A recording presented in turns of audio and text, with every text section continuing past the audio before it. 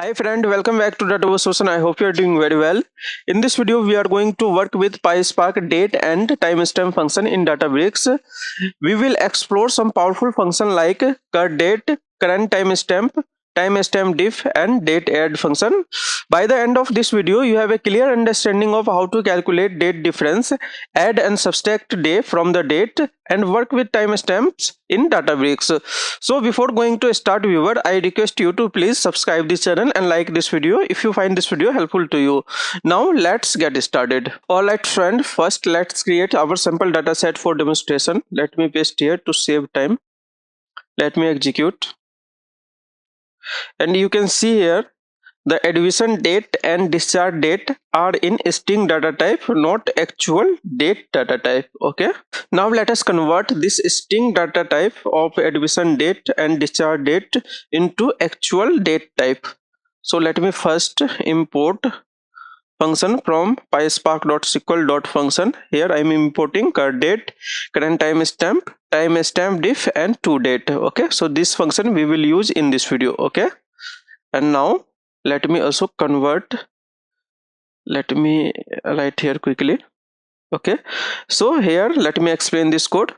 Here we use here df, which is data frame with column to create a new column as a addition underscore date. I am replacing existing column. Okay, and toDate here I am using to convert this string data type into actual date type using to underscore date here format dd mm and yy. Okay, because input date is in day, month, and year format. Okay, so let me execute. Now you can see here addition date and discharge date become actual date type.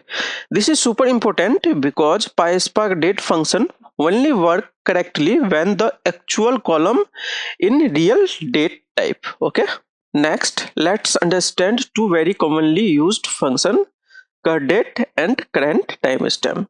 So curdate return the current system date and current timestamp return the current date and time, which is called timestamp function. So let me add these two new column into our data frame. So let me write here quickly code to save time. Okay, let me explain this code. Here I am using existing data frame as a df dot in next slash using backward slash, and using with column we add a new column last updated date using function curdate which return current system date. Okay, and using with column and here add new column last updated timestamp using current timestamp. Let me execute.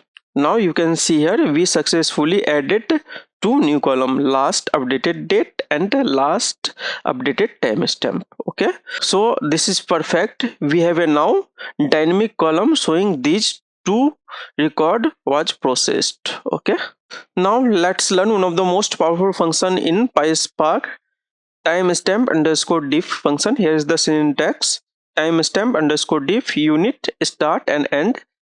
Basically it's calculate the difference between two date or timestamp in unit, year, month, day, hour, minute, second, millisecond, and microsecond. Start date and end date is in actual date type should be. Okay, so let me calculate how many day has been passed since patient discharge date. Okay, so let me write here quickly code here. Let me explain this code. Here using same data frame df using column with column, here is the new column name day since discharge, and using function time underscore timestamp underscore diff we pass here unit as a day. We want to calculate how many day since discharge, and this is the last updated date which we calculate using curdate. Okay, so let me execute and see the result. You can see here we successfully calculated day since discharge. Similarly we can calculate month, year, and minute as well. So let me show you some example. So let me explain this code. First we run this code and now let me explain this code.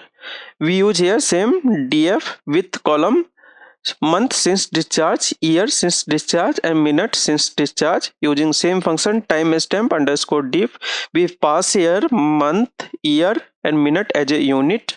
This is the starting date, which is discharge date, and last updated date, which we calculate using curdate. And here we display result using display function, and you can see here the result. Month since discharge we calculate here, year since discharge using this code, and using minute we calculate here minute since discharge. Okay, so this is extremely useful in real world healthcare, finance, HR analytics, and many other domain. Now let us learn another function, date add function. So here is the syntax, date underscore add, then we use here start date or desired date, then day is a unit, how many day want to move forward or backward. If we use plus sign, then date shift to forward, and if we use here negative sign, then dates will shift to backward. So let's see here example. Let me write here code.